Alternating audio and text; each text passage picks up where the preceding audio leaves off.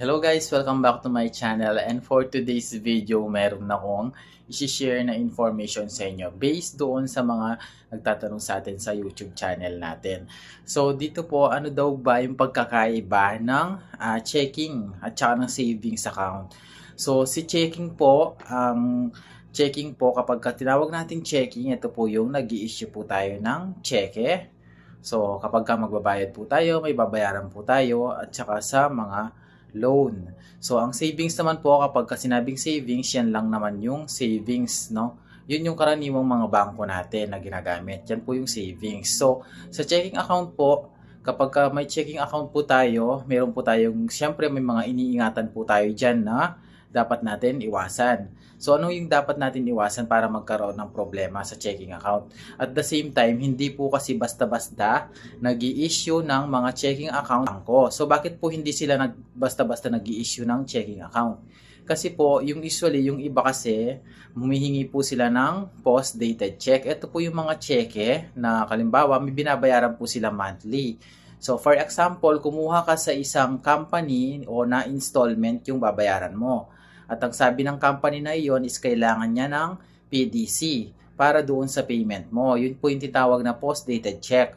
Ibig sabihin, kapag may post-dated check po kayo, makakaltas po yon sa buwanan nyo, sa monthly. So, kung may laman po ang checking account nyo, automatic na po yun na ikakaltas. Dahil po ilalagay nyo sa cheque na every month, makakaltasan kayo. For example, nag-issue ka for this month ng 2,500 and the next month is 2,500. So, kung 36 months po yung binabayaran mo, mag-i-issue ka ng 36 checks. So, 36 na cheque po yung i-issue mo. Iba't ibang date, iba't ibang month po yon.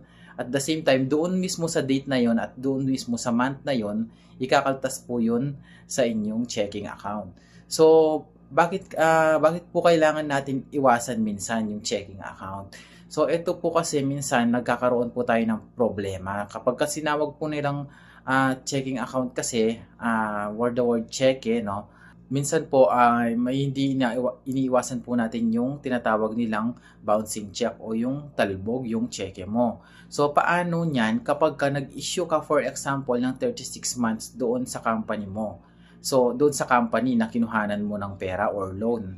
And then, so magbabayad ka sa kanila ng cheque at the same time, no? Kapag nagbayad po kayo at chinek po noon na yung inisyuan nyo ng cheque is kinukuha niya na yung payment doon sa cheque na yon para doon sa araw na yon.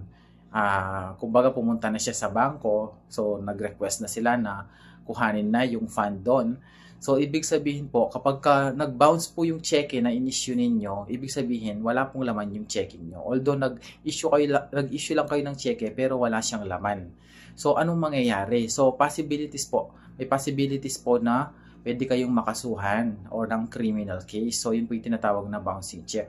So, yun po ay tinatawag din natin na talbog.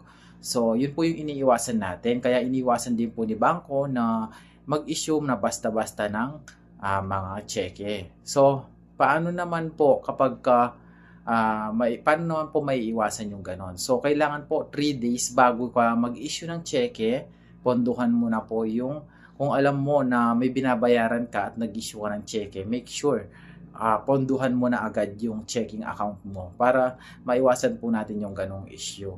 So, usually, bakit po kailangan PDC o post-dated check yung gusto ng mga company na nagpautang sa atin? So, maganda po kasi sa kanila yon, pabor po sa kanila yon. Kasi po, kapag ang isang taong nag-issue ng cheque, wala na po siyang pambayad or di naman kaya is nagkaroon siya ng problema sa financial, no? Ang possibilities po, may habol po yung nagpautang or yung mismong tao or yung company na nagpautang sa'yo. So, may habol po sila kasi maaari po kayong kasuhan kapag alam nila na wala na kayong pambayad. So, pwede po kayong makasuhan kasi nag-issue po kayo ng cheque. So, doon po malalaman natin na kapag nag-bounce yung check na in-issue ninyo, pwede nila kayong kasuhan ng bouncing check. So, ganun po yung nagiging issue kung bakit po yung ibang mga bangko is mahigpit po sila sa pag-i-issue ng mga cheque. Kaya po yung minsan iba hinihingi nila, tinatanong nila kung saan po ito gagamitin. Pero may mga bangko din naman na tinatawag nilang all-in-one account na meron ng cheque. So sa akin po, meron na po akong ganung cheque, pero careful po ako sa pag-i-issue ng cheque kasi hindi po lahat kailangan is gagamitin natin sa cheque. So yun po yung iniiwasan natin, no? So hopefully po itong vlog na to, itong tutorial ko na to or video na to is nakatulong po sa inyo sa pag-explain ko sa inyo kung paano nga ba yung pagkakaiba ng checking at saka ng savings account. So don't forget to like and follow.